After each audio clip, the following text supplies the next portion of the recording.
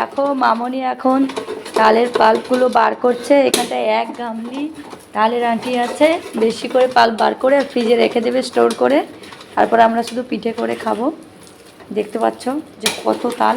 তবে এগুলো কেনা নয়, আমাদের এদিকে গ্রামের দিকে সব গাছের গোড়ায় পড়ে আছে। কেউ কেনা তো দূরের কথা, কুড়িয়েও খায় না।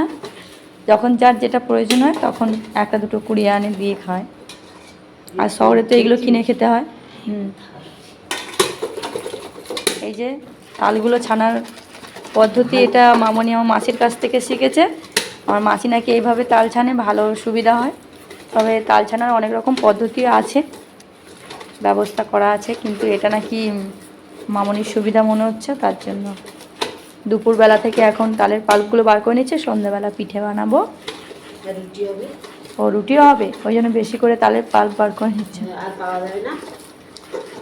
তালের সিজন প্রায় শেষের দিকে হতে চলেছে। ভাদ্র মাসে তাল পাকে, কিন্তু আমাদের এদিকে শ্রাবণ মাসে প্রায় মানে তাল পেকে আবার তাল শেষের পথে, অনেক আগে থেকে তাল পাকছে। এই যে কত মোটা মোটা পাল্প বাড়াচ্ছে, একদম জল দেবে না, যেহেতু এটা স্টোর করে রাখবে তার জন্য।